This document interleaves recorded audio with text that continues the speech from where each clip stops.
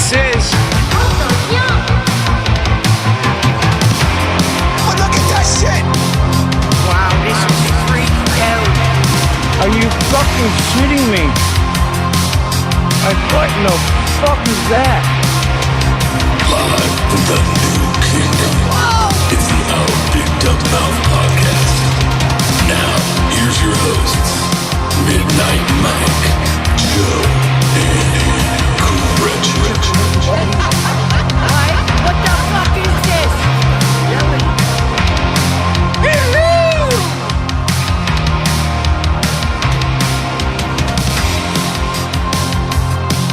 Well, hello, everyone, and welcome back to another fun-filled podcast adventure. Hooray! My name is Midnight Mike, and Joe he's over there. He's not currently on screen.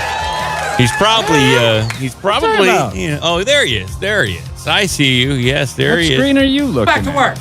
I glanced over, and you must have dipped out. I thought you were preparing my birthday cake, but no, you were not. You weren't doing that. Is it your birthday? Yeah, a little bit. Oh, a little bit. I think I'm 47. I don't like to do the math anymore, but I think it did happen today. And Well, that's exciting. no, it's not. I should know by now, as long as I've known. I don't know your birthday, and the only reason you know mine is because I brought it up today. But you wouldn't remember beyond tomorrow, and that's fine. That's the way it should be. I'm one of those people, and I don't understand this. I just don't give a crap. I've never given a crap. I don't know. I don't make a big thing out of it. Like you listen to all the other podcasts like during the years. I very rarely mention it at all, and I mention it in jest at this point because the age at this point there is of no significance. I'm not getting any better looking. I'm certainly not getting into any better health. It's all the struggle from here. Piss everywhere, probably soon. Colostomy bags, pants full of crap. But I think I have another good, 10, 15 years in me. And so that I am celebrating. Yay! And thankfully, I have my wits about myself enough right now to maybe go over all the important news, the most important news that I care about, the UFO drone swarm hysteria that is not only swept the East Coast of the United States of America, but has touched the other parts of this country as well. We'll go over that. It is going bonkers out there, Joe. You get on Twitter at all? Do you see all the wackiness that's going on with the drone swarms? I mean, yeah, this is. I feel like this is part of the blue beam fake bullshit coming out. It's starting to feel that way. Now, if you remember on the last episode, I called it drone hysteria, and I mentioned that the only major news outlet that was covering the story was Fox News. That has since that's no longer true since that last show, and now every major mainstream news outlet, I'm talking about NBC, ABC, CBS, local affiliates across the country, Newsmax, of course, they'd cover it. But I think everyone and the big three, ABC, NBC, CBS, they have had stories on it, and also not just single stories, multiple stories throughout the day. Maybe just to kill time. It's a compelling, interesting mystery. It's fairly apolitical. And so it does feel very blue beamish at this point. This is one of my, I guess, assertions of how do we know if we're in Project Bluebeam? And one of my assertions is once most mainstream news outlets start covering it on a continuous basis, that's Bluebeam. And so I think we're at stage one of Project Bluebeam. We're at stage one, okay? 2? No, 1. We're at stage 1. And I have a bunch of clips, Joe, that I want to share with you and everyone out there. Okay. there's so just a brief rundown. I got like a rundown from Fox. I got some stuff on CBS talking to some guy at a coffee shop on his opinion of the drone phenomenon. Get that. Yeah, that's the most important one. Jim. Oh, Jimmy down. The guy at the coffee shop. Yes, he might have some interesting, unique perspective on the phenomena that's going on. Jimbo. Well, I'll going on with these drones, Jim. Maybe I will run with the barista first because I get all my news from the local barista. So this is who knows better. I don't know, but this guy is going to tell us what's going on. There's just so much stuff, and of course, don't worry, people. Chris Cuomo's on the case now. He's going to get to the bottom of this, and we'll touch all these points and wrap it up. And I'll give you my best guesstimate of what is going on. So I'm going to get this up on screen so we can all take a look at John, the coffee guy, together. We all like John. Nothing wrong with him. Young guy just trying to make ends meet.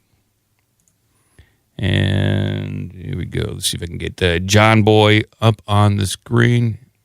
They're just pacing back and forth, going very slow. You're joining me by squinting at your screen right now, and you're seeing what I'm seeing. Sort of a twinkling light in the sky. Well, these are just a few of the dozens of mysterious drones spotted circling above New Jersey. Now, the FBI is investigating. Governor Phil Murphy says the drones are hard to track because, quote, the minute you get your eyes on them, they go dark. CBS News national investigative correspondent Tom Hansen joins us now. Tom, what do we know about these drones and where they came from as we squint to see what they are and then they disappear and go dark? I can't see. Yeah, those are some really eye-opening videos that we're seeing come out on social media. You know, these drones vary in shape and size, and while we don't know much about where they come from or what, if any, risk they pose, what we do know is that they have a lot of people talking in this community, Mendham, New Jersey. And I actually want to bring in a barista at Simple Coffee. A lot of people are coming in here. His name is John. And they're telling him what they're seeing. And John, in fact, has seen these drones himself as well. So, John, what are people saying here? Yeah, no, it's definitely interesting. I know in my own personal experience, I was driving home from a friend's house, passing by Flanders Valley Golf Course, and I saw a drone that looked like the size of a small car, just hovering right above the golf course. And I tried to get a picture of it, but you know how it is, the lights, it's kind of hard to get a true image out of it. But it's honestly kind of been a little comical too, as well, because people come in here with all their conspiracies and all their own ideas of what could be happening, and it is nice in a coffee shop environment to talk about it. And so you were telling me that some of these drones are as large as a car, some are as small as the more conventional drones. What do they sound like, and what are they moving like when you do see them? See, sometimes it's hard to really get a true idea of what they sound like, because some of them are very high up, looks like 10,000 feet, and then others could be around 500 feet. So the larger ones, I have seen stories and I have heard that it could sound like a helicopter, while the small ones, when they're high up, you can't really hear anything at all. Yeah, and then what are people saying? Are people concerned? Are they fascinated? What's the general sense you're getting from people who are coming into your coffee shop? I would say probably a mixture of fascination and concern. I feel as if definitely the older generation is more concerned with their privacy and all that, but I'm more fascinated by it. I like listening to the conspiracies. I've heard everything from Russian spies to an alien invasion, so it's kind of I like that. So, like John says, like the older generation is all concerned with their privacy. So, like the younger generation is not concerned with their privacy at all. So, thank you, John, for giving us a little heads up on how the youth think there. So that's nice. Okay. And one thing we know for certain is that people are certainly talking about this. Speaking of those concerns. All right. Well, I'll pause it there. Just they prattle on for like another minute and a half right there. So that's John, the barista, giving us absolutely no relevant or interesting information at all. And this is what CBS. This was on CBS News. This is not some local affiliate. This is posted to CBS News. This is what they did. This is how they covered the drone swarm on the East Coast. One of the more interesting pieces is from Fox 5 and Fox 5 Local. They hit the streets hard to talk to the locals to figure out how they're reacting. What are they doing in order to deal with these unknown objects in the sky? And this one guy decided to take matters into his own hands to find out what they're doing up there. Here we go. It's Fox 5. Well, it's been the talk in New Jersey lately. Mysterious drones flying above multiple counties, and no one really seems to know exactly what's going on. So this has caught the attention of many. Fox 5's Richard Jacobs takes a look at the latest sightings in the sky. These are all drones in the sky. It may look like videos from the TV series The Unexplained, what appears to be mystery drones flying over some New Jersey communities. I can see 3 drones. From down at the shore all the way to the Army facility in Morris County. They just hover. A little bit over there, a little bit over there, a little bit, but they just hover back and forth. Wharton, New Jersey resident and Terror Talk podcast host Michael B. has spent the past 2 weeks attempting to see what these peculiar-looking light-up moving dots are in the sky with a drone of his own.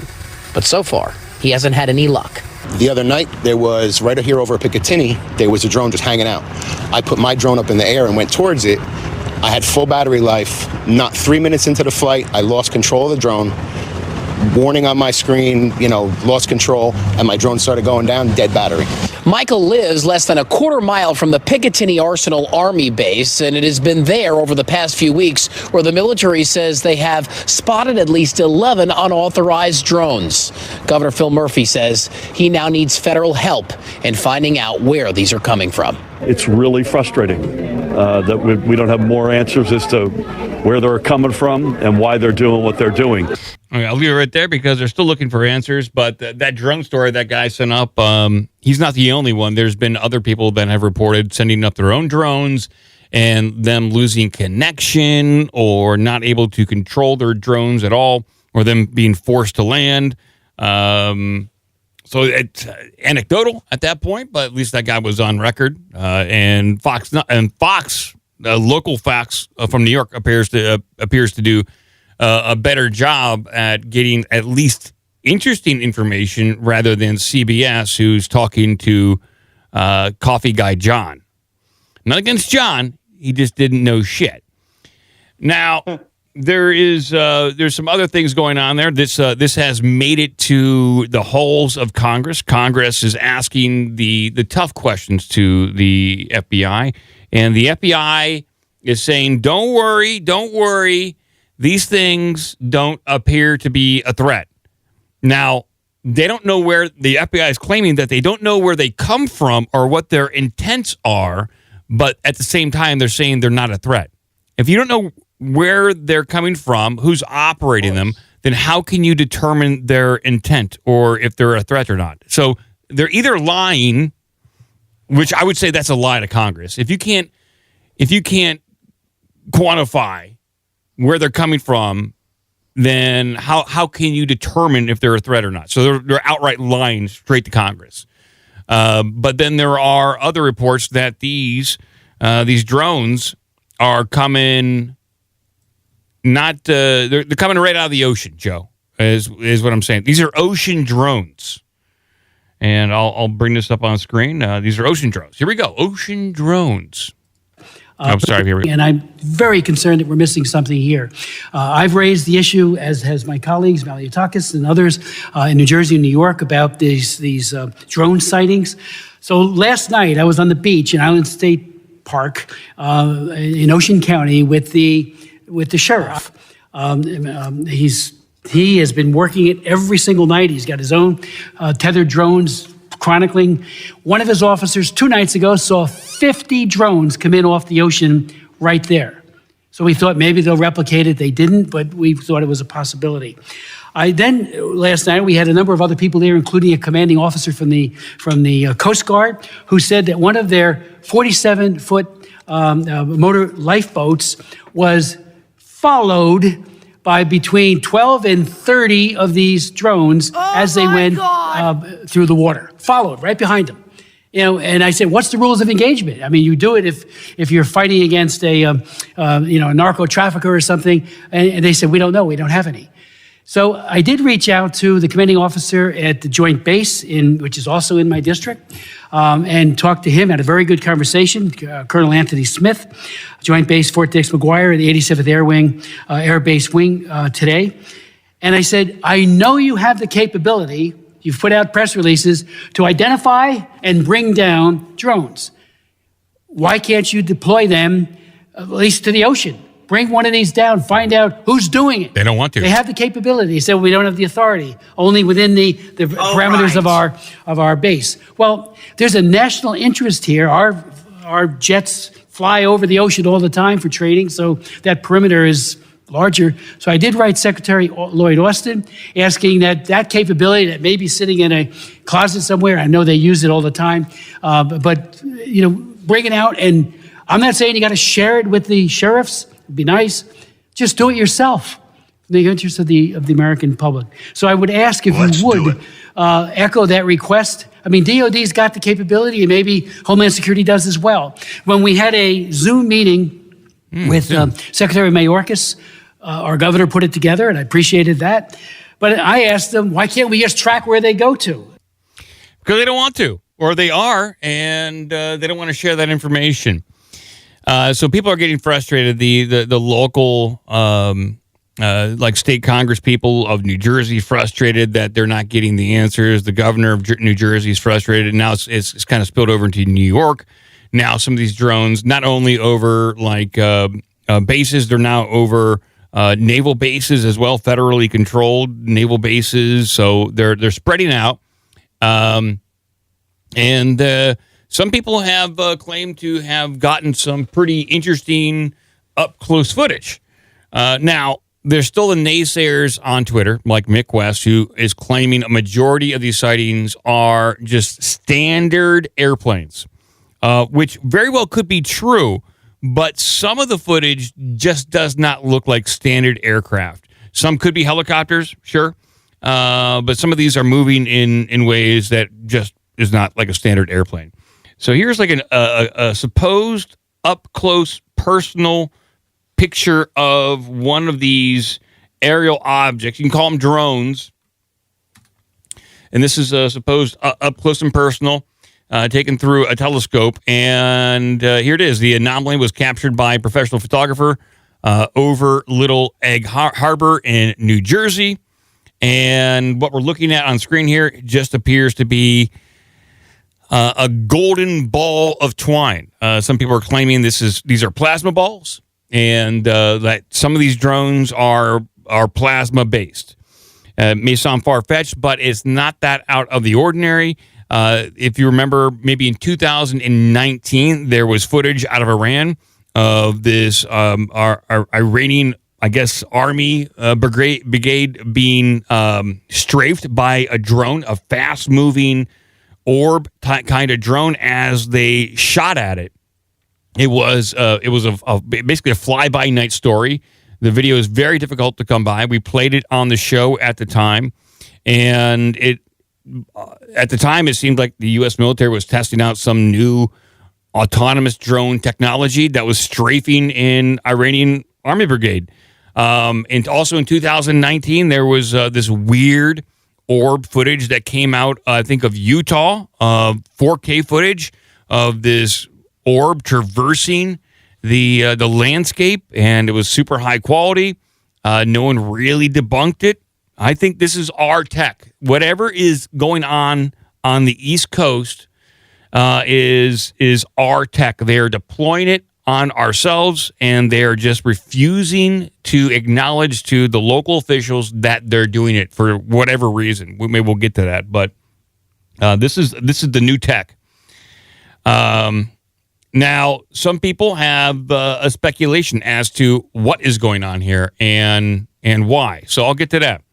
Some people have people in some family members in the armed services or intel, and so this is let's see here. Let's see if I can post this up.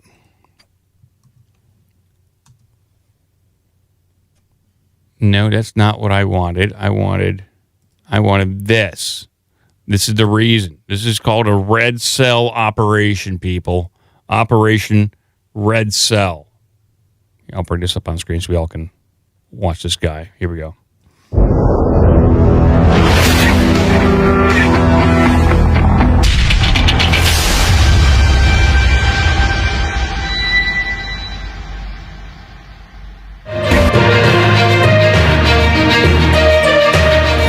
This is John Stewart from We Are Not Alone. I wanted to come to you right away, as I have tried to do for the past 5 years, whenever I get some information or intel that I am allowed and cleared to share. And this is a bombshell, in my opinion, and it has to do with the drones that we're seeing, especially in New Jersey over the past week. I was in Los Angeles last weekend. Many of you know that, doing a couple of podcasts, and I met with a military intel source and asked him what if he could find out anything about the drones that are flying all over the United States with FAA navigational lights on, I might add. And he said it's possibly what's called a red cell operation, and that is basically a very clandestine group or agency or consortium of the United States government is conducting an operation that he thinks is testing the national security system and the national security strengths and weaknesses of the United States for some future operation. And God only knows what that could possibly be.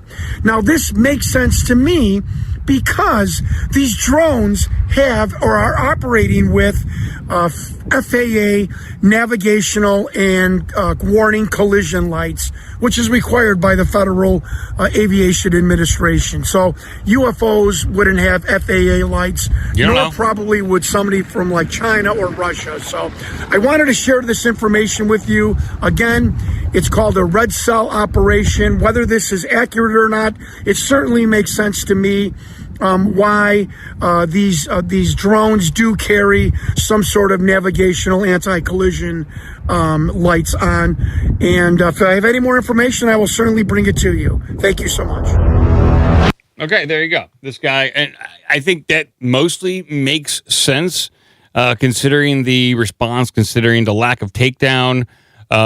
We saw these drones over the UK and bases over there.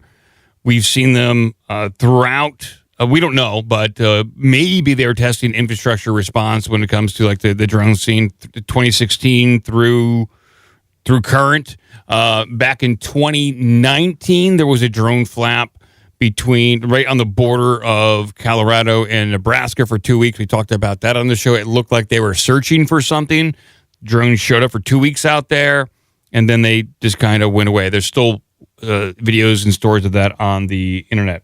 Now, there was a post that was up within a Facebook group, a New Jersey Facebook group, that were these people sharing stories and video footage of what was going on. And someone put up a post, and it was taken down. It was put up on Reddit, and it was also taken down. And so let's see if I can find it here. Let's see here. I'll see if I can bring it up on screen here. This is a deleted post to see if it's still there. I thought I saved it. Here it is. So this is the deleted post. And so here it is. I can tell you right now, they are military drones, are military. I have a commercial drones license, and they know when my drone is up after it reaches 50 feet. They can then assign a unique signature to it and track it on radar like a heat-seeking missile, for example, until it goes below 50 feet again. I talked to a friend in the military who also works with drones. He said 100% these are our drones, and they would only be used in such excess for a serious reason, and gave examples like tracking a nuclear fallout from a dirty bomb that went off, tracking biological weapons, tracking WMDs, or search for them from a credible threat.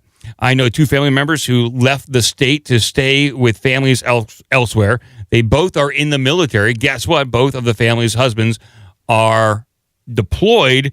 That is why they are going to stay with family. Sus. So I guess people he knows are leaving the East Coast. And that would maybe make sense why they're not talking about this, because maybe they are searching for something using the latest and greatest technology that we have in our arsenal. And the tensions are so high between us and China and Russia and Iran that maybe someone smuggles something in through one of the ports. Maybe that's why there are increased drone activities at the border, not just the East Coast, but there's drone sightings at the southern border. There are now drone sightings in Chicago and in Oregon. There are pilots in Oregon stating that they are seeing it, and that is of 2 days ago. So maybe they're ours. Maybe the government, Joe, is doing its job. It's hard to believe. But you got to throw that out there as a possibility. It would be a whole different thing if the FBI hadn't screwed up their entire reputation over the last several years. I mean, so they could come out and tell us the absolute truth, and I'd be like, yeah, bullshit. You know what I mean? Their reputation is so tarnished right now. I agree. But you might ask, okay, so maybe the government's doing something. So who's responsible for the airspace of America? Well, that's NORAD.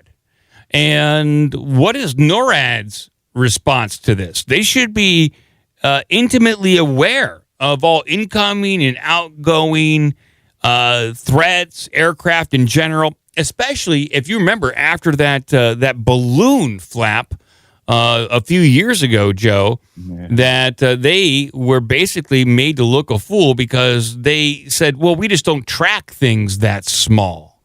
And so you'd imagine that after that, maybe they got their shit together and they perhaps decided to track smaller things, but balloon. Here's what they said. Here's their response. And then I'll play the Pentagon. The NORAD saying, we are aware and monitoring the reports of unauthorized drone flights in the vicinity of military installations in New Jersey, to include the Picatinny Arsenal and Naval Weapons Station, Earl. And we refer to those installations for information on any effort they may be conducting to ensure the safety and security of their personnel and operations. Local law enforcement and the FBI are currently investigating. So NORAD is deferring to local and FBI. U.S. North American Command conducted a deliberate analysis of these events in consultation with other military organizations and interagency partners.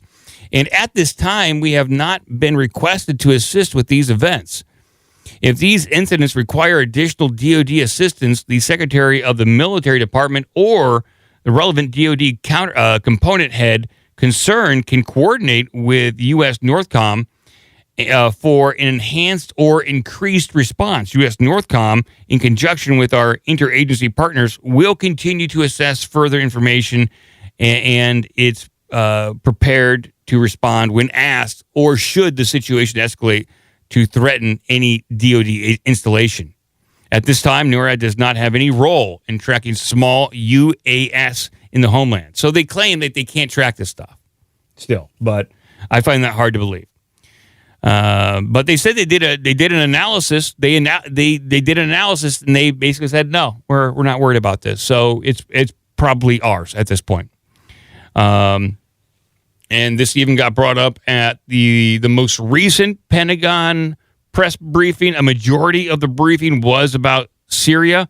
And there was one good question about Syria in there. Someone asked, what legal authority does the U.S. have to be in Syria? Someone asked that, and she the person answering the question was like, what'd you say? I didn't hear the question. And she kind of just carried on. But here... Was it with the military spokespeople, or who was it with? I'll play that. So I'll play what I got for their drone response first, and then I'll play the Syria response, because that'll probably lead into what you have maybe. So here is the Pentagon talking about the drones. They were asked a question about the drone situation in Jersey, and this is what they said. Austin canceling his visit to South Korea due to chaos of the lack of a counterpart. I think we spoke to this, Janie. The secretary did postpone his visit to the Republic of Korea, just given recent events. Again, he continued to the region. The ROC remains and secretary can. It's a king. Cooperation. Possibility that the state. Come on, no way. Well, I think I got the wrong clip. You've certainly seen, there's an ongoing Sorry, I must have got the wrong clip. I got the wrong timestamp there. So sorry about that, people. Let me find the real timestamp. There's actually a woman that asked a good question about these drones. Let's see, is it her? Secretary Austin. Sorry, people. I swear to God, I clipped the time and it just did not give me the time code that I wanted. Is it right here? about to tell me that I'm incorrect here. No, I mean, when it comes to the Defeat ISIS mission. Oh my God, I'm sorry, people. Maybe I can get to I'll get to the follow-up clip.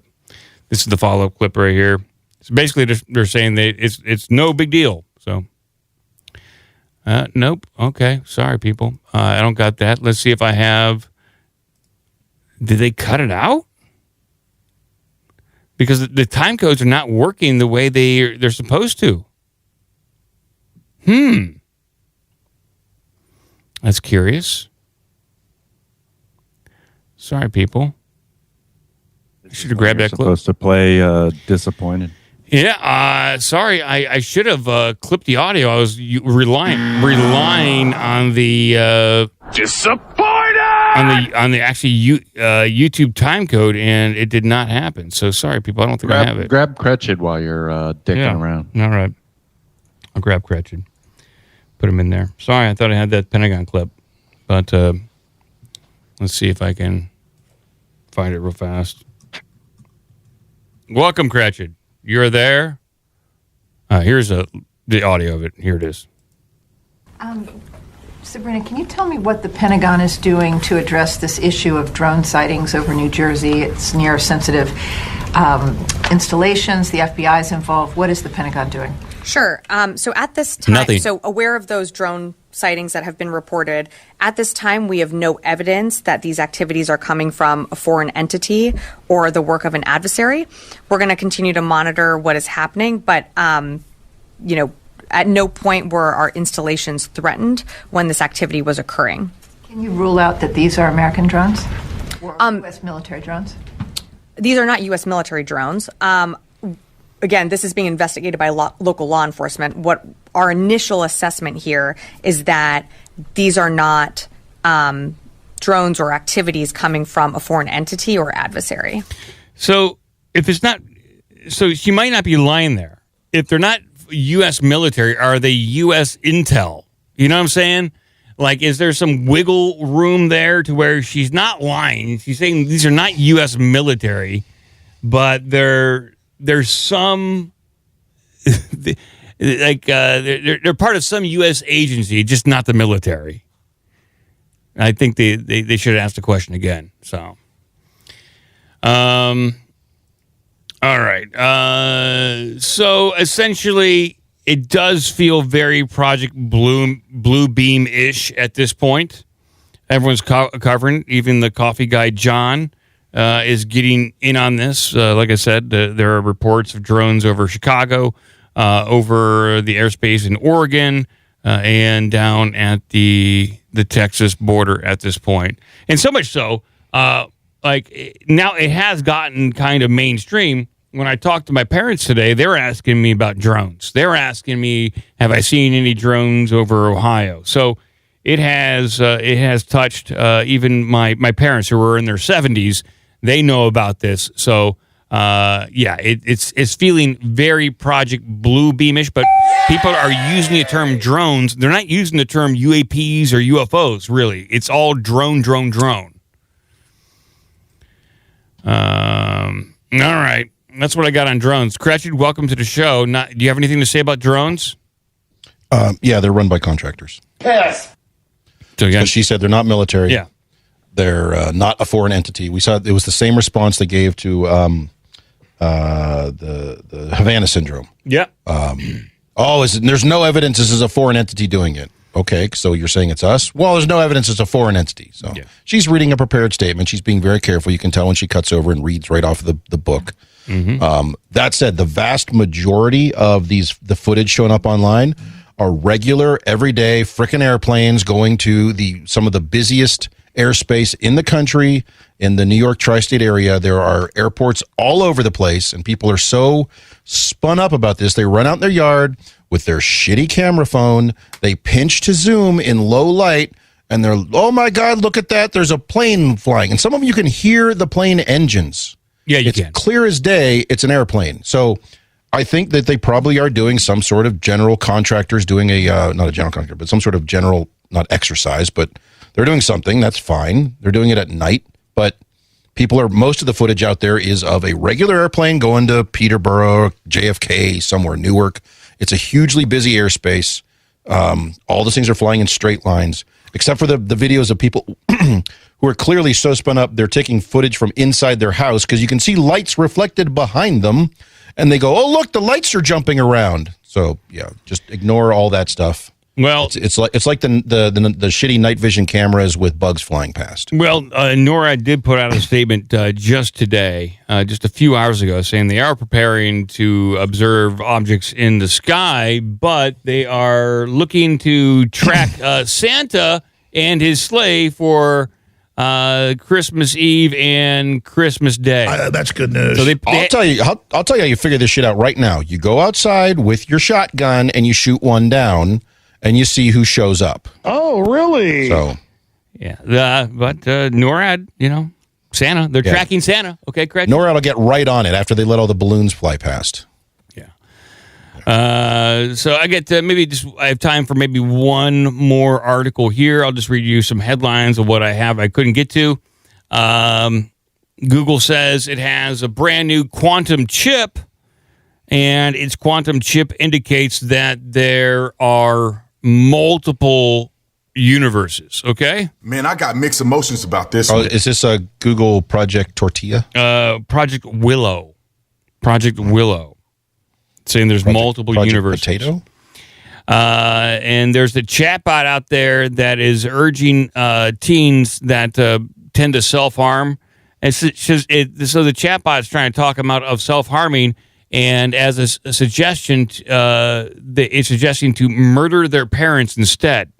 Good Lord. Yeah. So not the best chatbot, as to say, but at least you're not harming yourself anymore, So look on the bright side there. Well, here's my question about Google, because I know they're working on AI. If you've noticed now, Google search, you do a search, they put the little AI summary at the top of the search. How long until that summary is a lie because that summary is actually an ad for something related? And possibly. It's not that far off. I know Brave does it. Sometimes it's helpful. Brave does the same summary, but in Google, that summary will be presented just as it is, but it will actually be a lie because it's an ad based on their partners or their sponsors to direct your traffic to their specific website. And one last headline here. I'll read down a little bit of this. So this is from the Daily Mail. A headline here is apparent UFO image leak from Pentagon's secret data retrieval program, Immaculate Constellation. Oh, really? Yes, an email containing incredible UFO images allegedly from U.S. military UFO sightings has been leaked online by an anonymous source. This could be the catastrophic leak everyone's talking about. The leaker claims that they had accessed an alleged top-secret UFO data retrieval program known as Immaculate Constellation, made famous this past November in a blockbuster public hearing before Congress. The black and white images show spiky UFOs, boomerang UFOs, like in a hot cube UFOs, traditional flying saucers, and several other craft that look straight out of classic science fiction. So here we are. We're looking at these guys on screen. It looks like FLIR image, classic UFO stuff. This one looks like, I don't know, like when you played jacks as a kid. It looks like a jack up there in the sky. Look at that guy. The other one almost kind of looks like like one of those bombers from Star Wars right there, kind of like from the side. So it said, while many of these UFOs emit electromagnetic signatures that disrupt ISR, or intelligent surveillance and reconnaissance systems, causing sensor malfunctions on human-made systems, they said one broad category was less disruptive. The Orb-class UAP focus on surveillance with minimal EMF, or electromagnetic frequency interference, according to the leaker. Now, obviously, these could be AI generated. It is so difficult to tell these days. And so these kinds of images, you can't put too much into it. Like right here, there's the classic boomerang right there, Cratchit, a boomerang craft right there. Or somebody threw a tire iron into the sky. Took a picture of it. Like, I want to believe, but it is so, we get inundated with so much like really well created Photoshop and AI stuff. It's tough to say, especially when it's an anonymous leaker claiming they have access to this program and they're leaking it. We need more. We have to have absolute verification. I want to see like hash of the photos and all that kind of stuff. And not that I would be able to do anything with it. I just want to see it. So there we go. I wanted to bring that up. I'll put the link to this in the podcast description. You guys can check this out. So fascinating, but grain of salt. And this is information that came out during the congressional testimony, or so the mention of this program, Immaculate Constellation, it came out during the congressional testimony. These images were just made available, I think, yesterday. And so they got supposedly leaked online yesterday. And the Daily Mail is claiming that these are valid, or they're from an authentic leaker. So, what's the dude with the shitty beard say about it? I don't think he's chimed in on this. He has not chimed in on this one. The piss beard has not chimed in. No, he has. He's talked about the Cuomo drones. You mentioned Chris Cuomo. Oh yeah, he had Cuomo on. Yeah, but he didn't chime in about Immaculate Constellation. He chimed in about the drones. But he did. Yeah, he had piss beard on to talk about that. I don't know. It was boring, and oh my god. So I am going to throw it over to you, Joe. Here we go.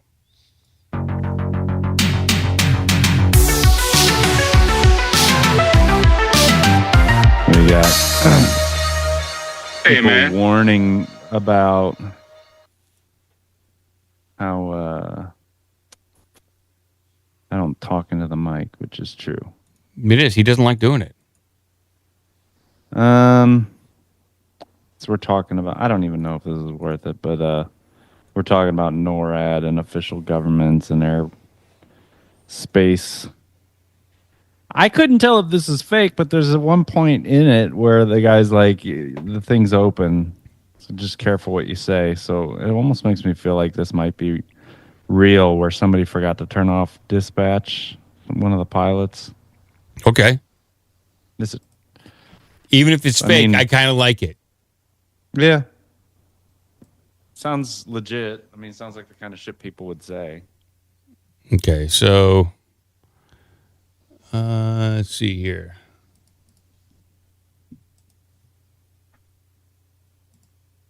Okay, we bring this up on the screen. Okay. It's an Instagram. I see. 11 out of 12. There's 12 flight attendants, individual, never the same flight attendant twice. 11 fucking over-the-top, fucking ass fucking homosexuals and a granny. 11. I mean, think of the odds of that.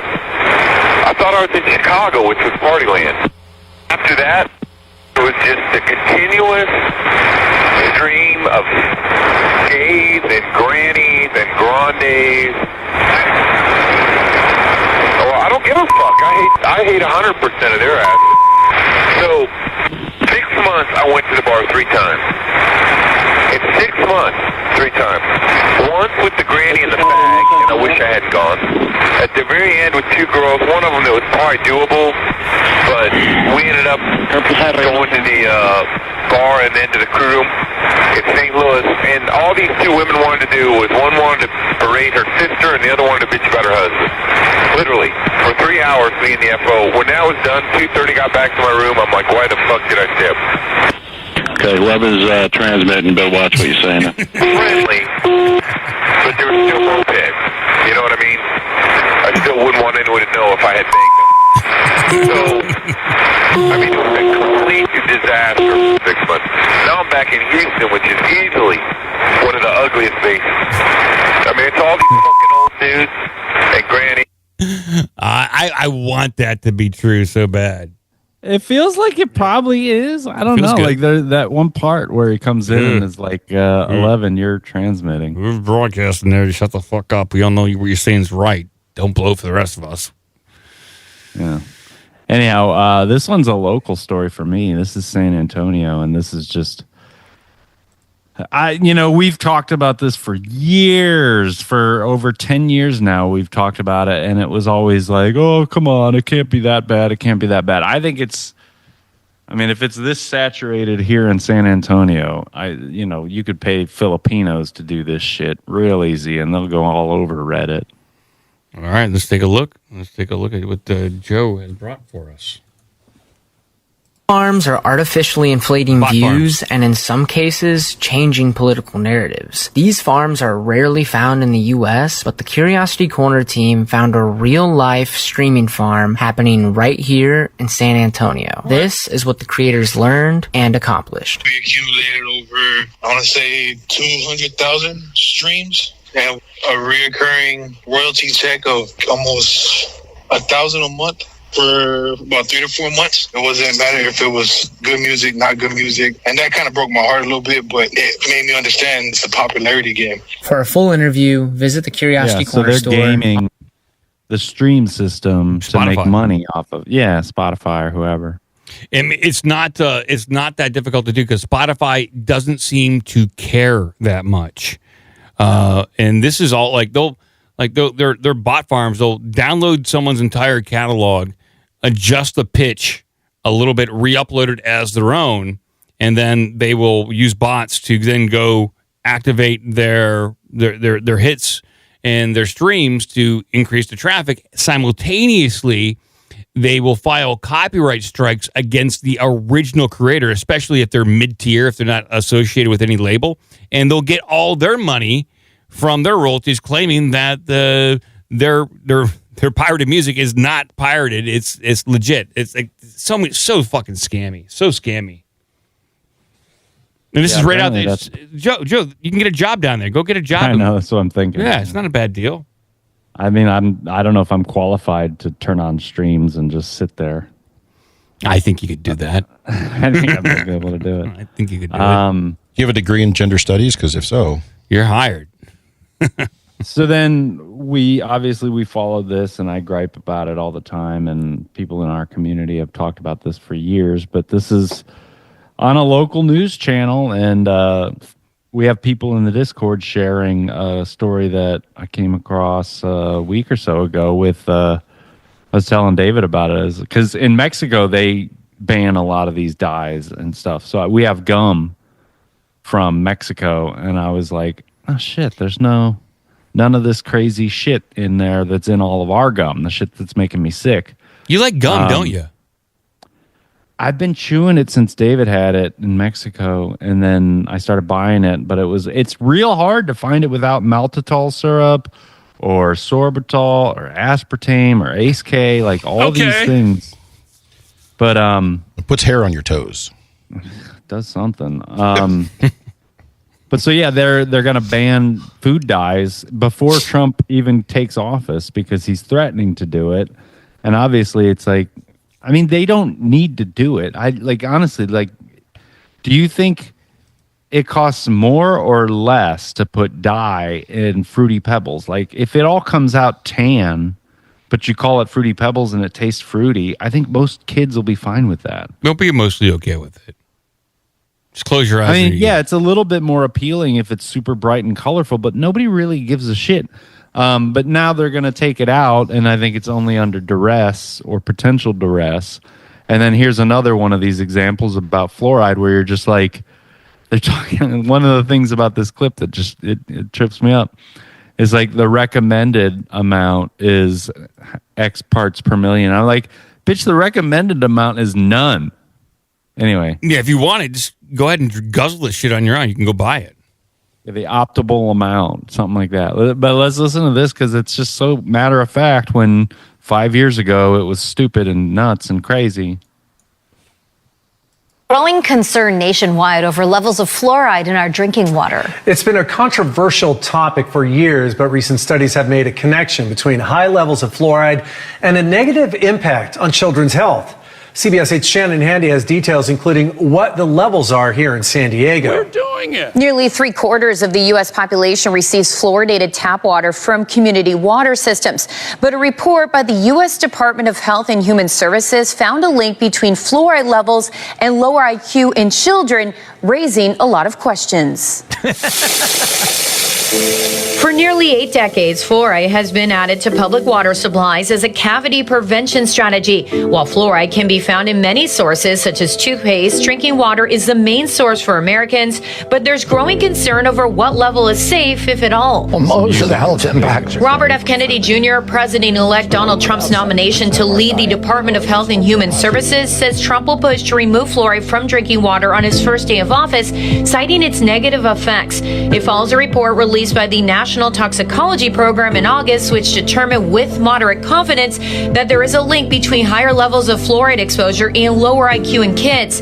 That report was based on studies conducted outside the U.S. and listed higher levels as being 1.5 milligrams of fluoride per liter, more than twice the current recommended level in the U.S., which is 0.7. Very little research into fluoride has been conducted in the U.S. Now that's changing. Even though the targeted concentration is 0.7 milligrams per liter, that's not necessarily what everybody is getting. Dr. Ashley Mallon is a professor at the University of Florida. She teamed up with scientists from UCLA and USC to look at how fluoride exposure during pregnancy affects children in the U.S. We didn't just look at fluoride in drinking water. We looked at fluoride from all sources. That includes certain seafood, pesticides, pharmaceuticals, and tea. Based on analysis of 229 mother-child pairs in the Los Angeles area, the study found that each 0.68 milligram per liter increase in fluoride levels in the pregnant women's urine was associated with nearly double the odds of their children having neurobehavioral problems. Anxiety, emotion dysregulation, headaches and stomach aches, even symptoms of autism spectrum disorder by age 3. Dr. Mallon calls the results concerning, saying more research is needed. So what are the levels in San Diego? Through a public records request, we found since 2019, levels have risen on average from 0.49 milligrams per liter to 0.72 in 2024, slightly above the recommended amount. This year, the highest level, showing 1.11 milligrams per liter, was recorded in August in San Carlos. The lowest level, 0.227 milligrams, was taken in April in Kensington. The variations raises questions about the consistency of fluoride addition and monitoring in the water supply. We reached out to the city. A spokesperson told us San Diego started adding fluoride to its water in 2011, explaining public utilities adheres to state regulations which limit fluoride levels in drinking water to a maximum of 2 milligrams per liter, with 0.7 being the optimal level, adding the city has a robust water quality monitoring plan, including daily fluoride monitoring to ensure we meet all state and federal drinking water standards. Since fluoridation began in San Diego, the city's fluoride levels have remained within the control range. In September, a federal judge ordered the U.S. Environmental Protection Agency further regulate fluoride in drinking water, though it's unclear what action they'll take. Meanwhile, the American Dental Association stands firm, saying water fluoridation is safe and beneficial to oral health. Shannon Handy, CBS 8. That's fun. That music is terrible, isn't it? It's really like hypnotic, and it's a MK Ultra piece of music. And then this like, it's supposed to be 0.7. It's not supposed to be anything. And then they're like, the consistency. It's so weird. It's not consistent. Don't put it in at all. Then you don't have to worry about it. There was twice during that report she used the phrase maximum, she used the phrase recommended amount. And once she said it correctly of recommended maximum amount. So to your point, Joe, they're saying like, don't go above this amount if you have to. But the way she phrased it was, this is what you should eat all the time. So. And then the other thing is they talk about like, it's, lowers IQ in children. But it's like, I guess it's good for other adults. People are just immune to it. Like, motherfucker, like Red 40, yeah, it causes kids to lose their shit because they have no self-control. But you think it doesn't have an effect? I can tell you personally, if I have Red 40, I get fucking space head. Like, I can't focus on shit. I was eating Jell-O for a while just because it was like, you know, you get sugar-free Jell-O, it feels like you're eating something, and then you kind of, and then I look at it, I'm like, there's like 3 different kinds of red in this thing. No wonder I can't focus. And you take it out of your diet, you realize everything's fine, and they go, well, you know, Red 40 affects kids. It affects everybody. Yeah, me too. Even me. And this idea that it's like, oh, a certain amount will make you stupid. It's like we talked about it on a previous show where it's like fluoridosis or whatever, the fluorosis thing. It's like you could literally get so much fluoride in your body that you can no longer move your skeleton. And they're like, yeah, well, but that doesn't happen like when you just tick it up, you know, 1 notch and then all of a sudden your bones stop moving. It's like, it's a gradual process and you won't know how bad it is until it's so bad that there's no reversing it and no one's going to be able to go, oh, you know what? It was that fluoride. And oh, by the way, we can reverse it. No, it's all the damage is done. Yeah, you don't get this stupid overnight. Takes a lot of takes a lot of water. It's like brain cells, you know. It's like I was drinking, you know, I probably would have so much more potential if I didn't spend, you know, the last 20 years drunk. Yeah, me too. I often marvel at how bright I would be had I not did all those things. Right. And if you think about it, if you were sober up until last week and then you went on a bender, you still would never catch up to how dumb we are now. That's right. Because we've been drinking consistently. You guys are stupid. Yeah, we're wasted. Yeah, we're not that bright. Yeah. But we're not bright. Smart enough to figure some of this stuff out. Yeah. No one's impressed. I just think, you know, after all this time of being called stupid conspiracy theorists, that now it's like, you know, the only thing they'll admit is, oh, it may cause lower IQ in children. Like, if they're admitting that much, it's a lot more. Yeah. You know, because it's not just lower IQ in children. It's like, yeah, it affects adults too. And, oh, by the way, we're only going to give you this little bit. Oh, and the American Dental Association, the same ones as the people who recommended your 10th dose of COVID vaccine, like the AMA. Like, these are all trusted organizations, not bought out by the Rockefellers or anything like that. Yeah. Anyway, we haven't checked in on Billy Boy, but there's some action going on there since we're talking about fluoride, science, trust the experts. This is one of our favorite clips because Bill the demonic Gates loves you. Yeah, the demonic nature of this fucking psycho comes through. I hate Bill Gates. I hate him. I feel you, Alex. Here's what Bill Gates is doing. Is this a new clip? No, it's an older one. Oh, okay.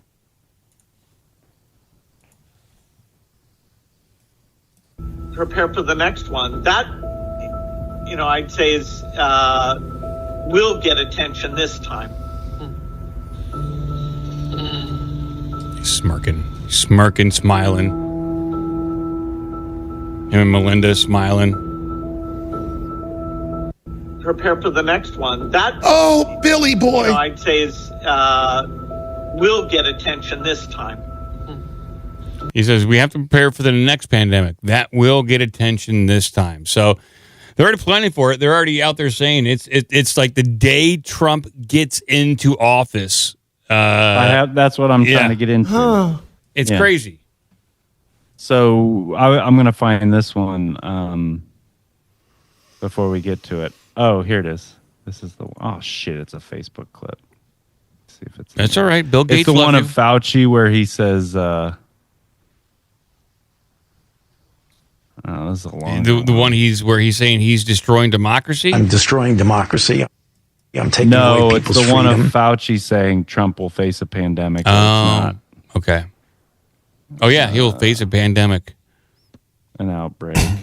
Was it Fauci? It was Hotez, wasn't it? No, recently, yes, and I have that one, and I was going to get to that. Oh, the one prior to the first Trump. Yeah, I was going to. Because he said in like 2017 there'll be like one coming up or something. Kawawa. Yeah, let's see. Oh, this is okay. This is Chunk. Here we go. You want to play Chunk? Here's the reason why we need to care about this stuff, Nicole, is that we have some big picture stuff coming down the pike starting on January 21st. Mr. Bloomberg mentioned H5N1.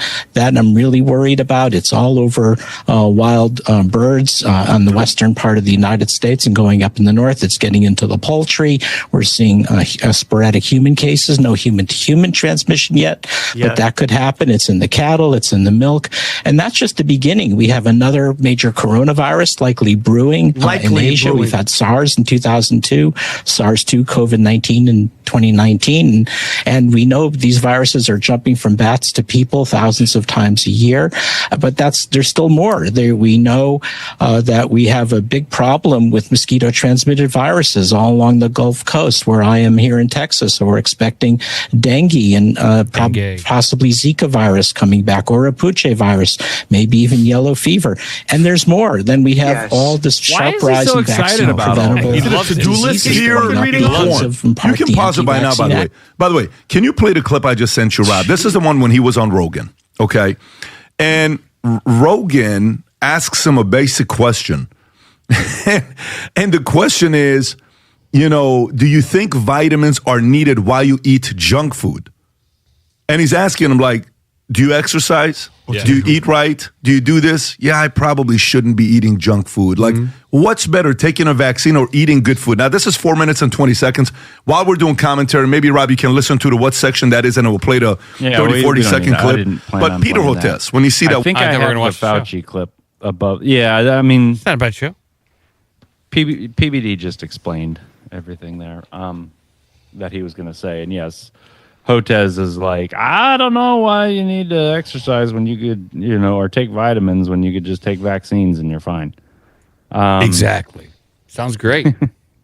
So this is one of those clips where they title it to what people will look for, and then some dumbass comes in and yammers on, and then maybe this is the clip that I was looking for. I was looking for it while we were playing the other one. Well, hopefully they play eerie music to remind us. Yeah, and maybe there's some good psycho music in there. Some eerie. I like eerie music. Here we go. Eerie, yeah. It comes as the World Health Organization open investigation into deadly disease X outbreaks begins. A mysterious illness in the Democratic Republic of Congo has been dubbed Disease X. Oh. The Fauci one is the 45. Oh, I see. I see. Okay, you got confused. I always get confused. And new ones. There's no doubt in anyone's mind that they will be faced with the challenges that their predecessors were faced with. So yes, Fauci did predict that there would be a surprise disease that the Trump administration would have to face. But that does not mean that Fauci predicted this coronavirus. What he was doing was generally describing what presidents face based on his experience advising 5 of them at the time. And if you listen to his entire 37-minute speech, Fauci talks about diseases that emerged or intensified during his tenure. Yeah. For example, HIV/AIDS, West Nile virus. I think that's probably fine. So basically they're priming the pumps for something. That second one was from Vigilant Fox. We could probably just read the tweet. We don't need to listen to the video, but it's just talking about how even at this very moment, where Hotez is talking about, we have... Obviously, it's a once-in-a-lifetime pandemic that we need to be prepared for the next pandemic before the first one is even over. That's what I mean? That's what I'm talking about. They said coronavirus, COVID-19, was a once-in-a-lifetime thing, and now it's like once every 4 years. A couple of minutes, really. Yeah. I mean, so what happened to that? When it's whenever somebody gets elected into office they don't like. Oh, is how often these things happen. Forgot about that. Okay. So anyhow, yeah, we could read the tweet or whatever. Yeah, let's do it. Other stuff.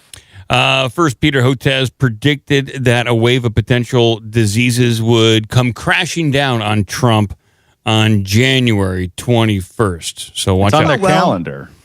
Now the World Health Organization is conducting an urgent investigation into a deadly mystery illness in Africa dubbed Disease X. This new disease has left doctors baffled, not knowing what it is, as the illness claims 143 lives in Africa. The WHO described the outbreak in its latest report, stating Pansy Health Zone in Kawawa Province. Kawawa Province of the Democratic Republic of Congo recorded 406 cases of the undiagnosed disease with symptoms of fever, headache, cough, runny nose, and body ache. Malaria, which is common in the region, is being considered as a potential contributing factor, but the WHO has noted that more than one disease might be responsible for the outbreak. Meanwhile, Trump takes office in 40 days. What is going on here? Well, these symptoms are not too dissimilar from what we have all come to know. I have a constant sore throat, swollen glands, fevers. My muscles ache and are weak. I am totally exhausted all the time. Yeah, we have a lot to look forward to, people. What about heart palpitations? Well, and so that's all I have on that kind of stuff. And since we talked about Bill Gates and everything, I'm purposefully staying away from the insurance bullshit in Syria and all that, because you could spend an entire show on just that stuff. It is really concerning, and unfortunately, I dubbed Trump the bioweapon president, unbeknownst to him that he's part of this. But yeah, I could see something like this happening, and it's troubling times.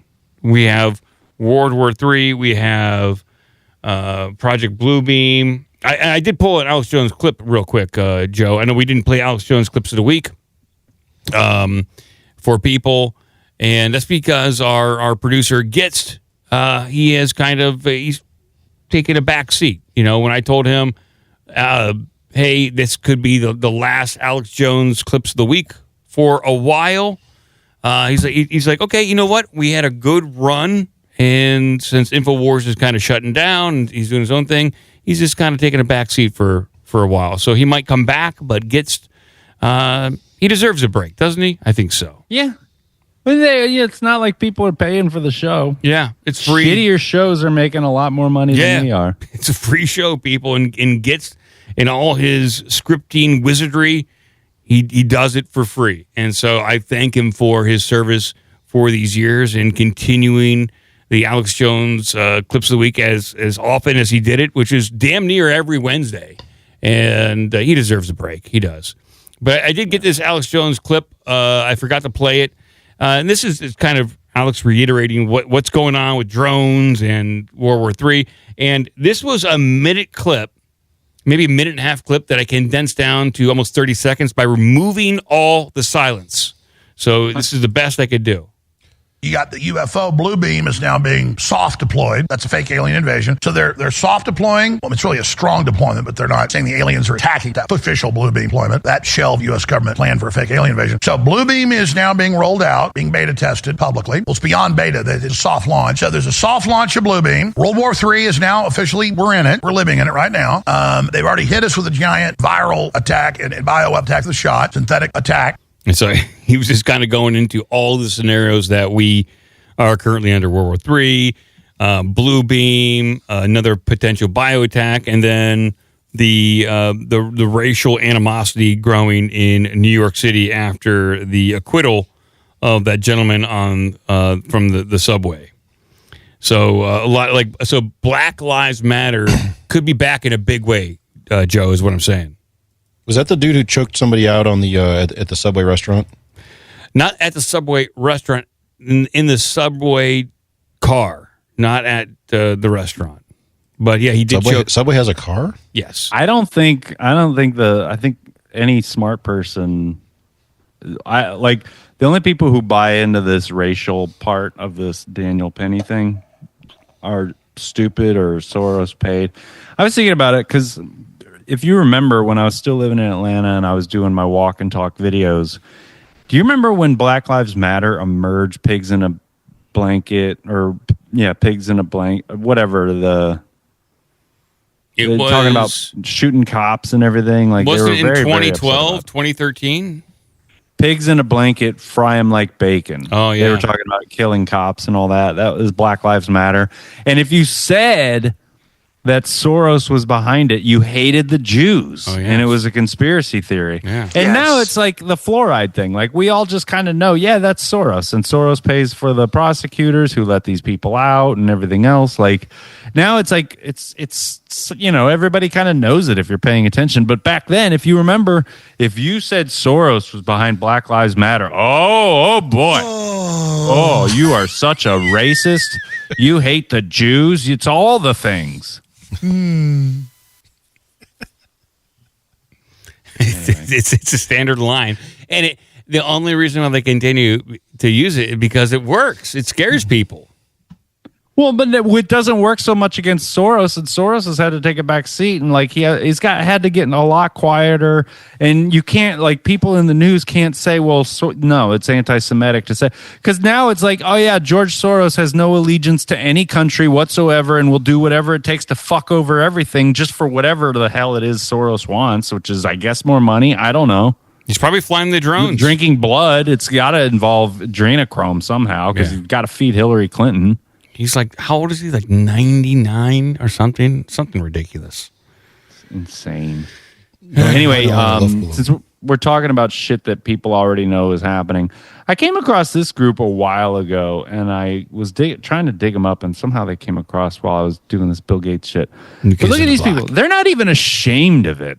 So we talk about like how like fluoride and Soros and, this was all conspiracy theory stuff. This is like chemtrails and spraying the sky. These people are literally bragging about it. They have a YouTube channel, they have a LinkedIn, they have a TikTok, they have a Twitter, and they're all about spraying the planet to cool the place down. Because, you asked them to do it. Like, whether you want it or not, they're going to fucking do it. Yeah. It's so crazy. Where's the hubris on these fucking You have a clip? Oh, there we go. Here we go. Yeah, you can just go to their YouTube if you want. Make sunsets great again. Okay. Oh, yeah. Make sunsets great again. That's not their slogan. That's what I'm saying. No, it's not their slogan. But if you go to their site, we can buy cooling credits, Joe. Yeah, we can buy cooling. I know credits. These people are insane. How can I buy a cooling credit? Save 90% and offset the effects of your carbon emissions for the long term. So you can 30 cooling credits a month. I think I can add it to my cart for $30. I think you can have offset the warming effect of 1 ton of carbon. So, but they already got the site up and going. So these people, they're going for it. We're doing it. Yeah, they are. Yeah, if you go to, I don't really need to stay too much on this. I can call it a day. But like they got balloons. They literally have a whole channel. I commented on it, basically saying like, nobody asked you to do this. You don't have any right to do this. Blah blah blah. They delete all these comments. Yeah. Balloon. If you put any negativity in there, they don't get a lot of views either. Let's check out and their I don't YouTube channel. suspect that a lot of people are like, oh, yeah, we love you. Thanks so much for spraying the sky with God knows what. Let's check out their YouTube channel. Is it linked to on their site? It's garbage. Yeah, it's down in the footer. Okay, in the footer. It's garbage. Check out their production. Joe, if I send them $30, can I just let my truck idle all day? Is that better? You should let it idle all day with the air conditioner on full blast. Yeah. Cooling the earth with reflective clouds. They're just doing These are the most soy boy nerd fucks, like who's giving self-indulgent. Under what authority are they choosing to do this? Under whose authority? Nobody asked you, motherfucker, and your logo sucks. We're doing it. Let's take a look at how they're doing this. Your logo sucks. Yeah, it does. Burn. Joe's not wrong. Their logo is trash. They made it on Canva, Joe. Come on. They probably did. These guys are out there. It's amazing how many jobs, when I'm looking for jobs that I'm clearly not qualified for, one of the requirements is you have to be, intermediate to expert level at Canva. It's like, bitch, like I shit better than Canva. Expert? What is expert at Canva? What the fuck does that even mean? It means, like, I don't know, you did a logo for your grandma's knitting group or something. Oh, God. Tell people in your next job that you did logo for Make Sunsets. Yeah. This is what I did. Yes. I mean, I have shit for days on Libya and Daniel Penny and the insurance guy and everything. Like, yeah, we haven't even talked about the assassin, stuff. Joe. We haven't even talked about the insurance guy assassin, Luigi. No, I know. And that's the thing, is I kind of just don't want to until we get more information. But the whole thing just seems like shenanigans. It seems a bit crazy. Well, so let's not get totally into it, but I do, like, at least since we're talking about the bullshit that comes. This is from the New York fucking Times, the paper of record for humanity. You know what I mean? This was known as the paper of record. If it's in the New York Times, then it's true. This is what the New York Times had to say about Daniel Penny trial coming to an end. Let's see here. Jury acquits man who was choking rider on subway. That was a good one. It's is that crazy or what? So this guy acquits a man who was just randomly walking around the subway choking people out. That's what they're insinuating with this headline, is that this guy, Daniel Penny, was just choking random people in the subway. No mention that the guy who was choked was threatening people's lives, was obviously distraught, has a previous arrest record, was threatening people actively. He was on the saying, subway I don't care if I go to jail. I don't care if I die. I'm going to murder somebody today. My guy. Like, just... I mean, and I've seen videos of this. I've been on trains in Atlanta where it's like, I will get off on the next stop and move to another. Oh, man. I mean, even on buses in Columbus, Ohio, shit can go down. I've almost gotten into fights. I've had to yell at people on buses, and it ain't good. Like, you can get stabbed. I mean, it's dangerous on some of these transportations.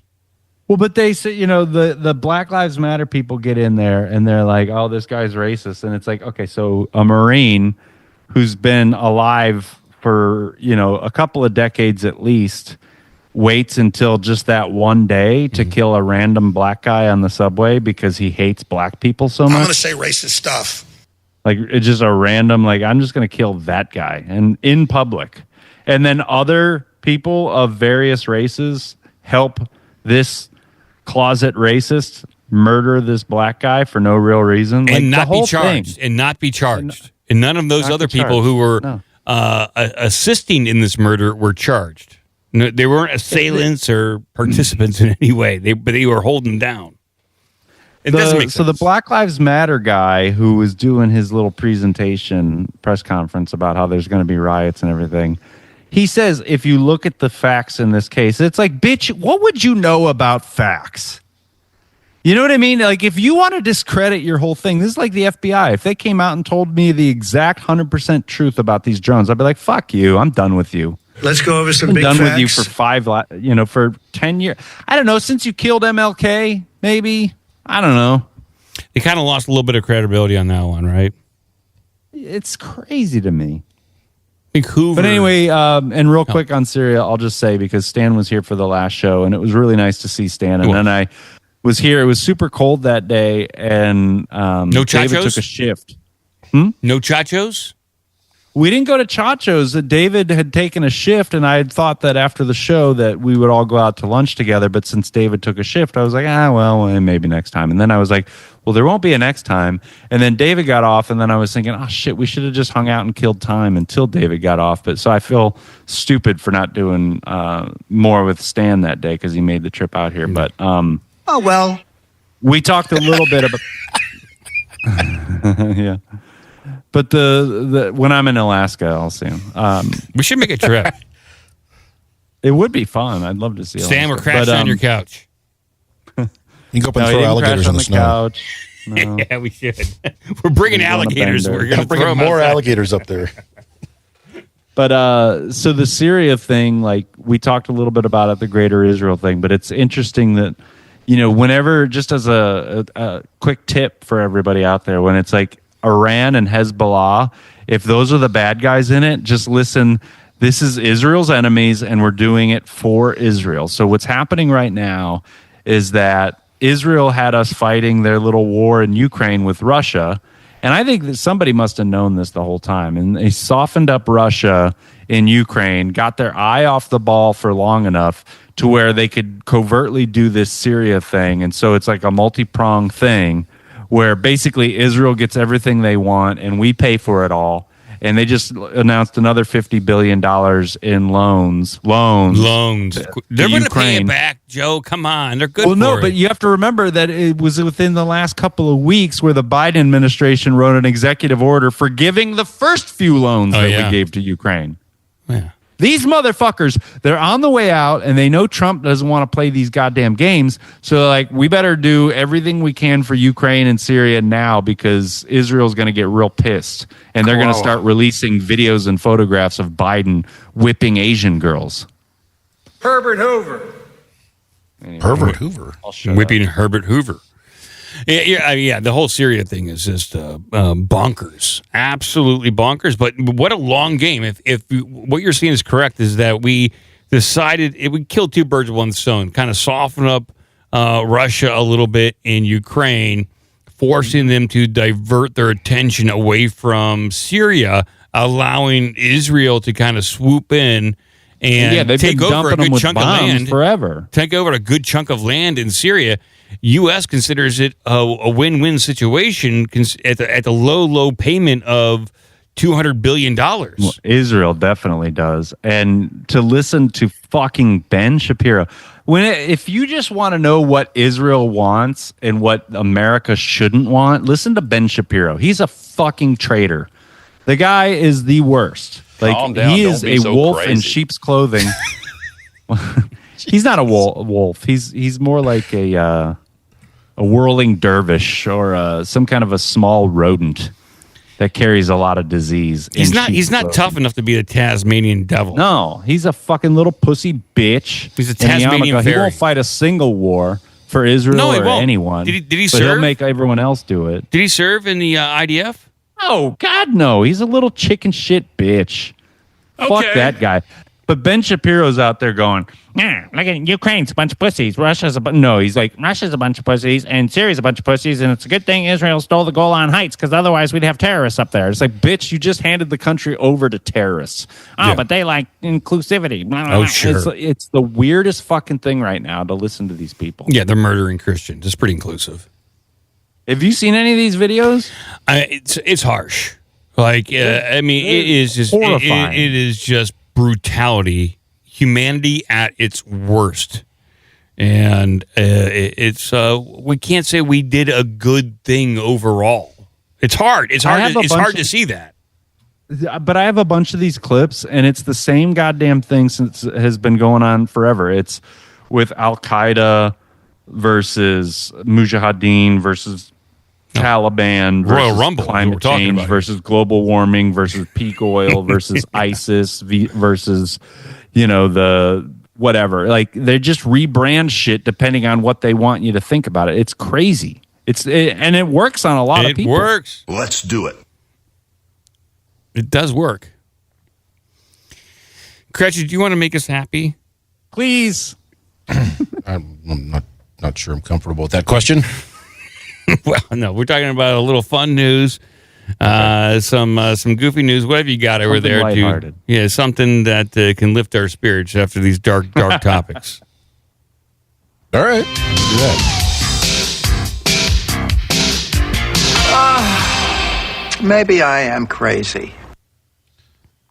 All right, let's see. Let me get a link for you. If you recall, back in June, we covered a story. We were talking about drones earlier today. Oh, yeah. You did a lot of drone news. I droned on about drones. You droned on at length.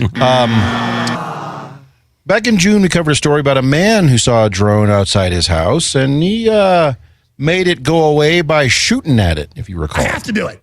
Yeah, I remember. That guy took matters into his own hands. I think it was a Walmart drone, if I remember correctly. It was a Walmart delivery drone. Yeah. He did not like it hovering over his house. No. And so he shot it down and then ate the crackers it was delivering or whatever. Here's an update to that story. Oh, boy. Okay. All right. We got to find out what happened to this drone vigilante. Retiree who shot Walmart delivery drone to make it shoo off takes plea deal. Oh, really? Okay, he took a plea deal. So, oh boy, I got to get this to my... well, here's the archive then. Here, archive.piss. There you go. There's archive. I wasn't sure if you'd get hit by the paywall. I did. Not. So a retiree who shot at a Walmart delivery drone to make it shoo off has accepted a plea deal after being hit with criminal charges. Dennis Wynn, 72, was accused of causing $2,500 worth of damage after shooting an aircraft outside his home in Lake County, Florida. The former fire captain is said to have believed that he was being surveilled by the drone and was suspicious of them, a police report states. The elderly man was cleaning his pool when he heard a whirling noise and went to retrieve his gun, as you do when you hear a whirling noise. As you do when you... I don't know what that noise is, but I'm not going to look at it without my gun. Doesn't sound friendly. After blasting the craft, Mr. Wynn joked to police that he must be a good shot. I'd say so. Mm-hmm. When police informed him of the cost and damage to the drone, he is also said to have asked them if he could keep it, according to the police report. Body cam footage from the time of the incident shows 72-year-old saying, "I fired one round at it. They say I hit it, so I must be a good shot, or else it's not that far away. I'm going to wind up having to find a real good defense lawyer." And here's a picture of the shooter. You look happy. So let's see here. Where does this plea deal? Here it is. So the cost of damage was estimated at $2,500, largely owing it to a hole created by the impact, which rendered it inoperable. Metal shavings found on the aircraft were consistent with the damage caused by a bullet. Okay, where's the plea deal? It doesn't mention the plea deal at all. Is the plea deal that you just have to pay? Pay for damages? That's I think he agrees to plea that he was also taking part in the January 6th attack, in the open insurrection. Did it say he accepted a plea deal? He didn't say what that deal was. It does say down here charges were dropped under the plea deal, but it doesn't say the specifics. Okay. So good article there, Telegraph. Get right on that. It kind of just reiterated kind of what we knew already, but at least it's an update, and this guy's not going to jail. He is a drone vigilante, probably one of the first in the country, and unfortunately, I think it will set a trend. We're seeing a lot of this vigilante activity. Well, it comports, too, with what you talked about with the drones earlier, where these older folks are like, they're spying on them. Yeah. Like, nobody needs to know what you're up to, dude. Yeah. But shoot it down. I mean, we support that. I mean, it's just one of those things. People just don't like them hovering over. They were kind of creepy. So. Yeah.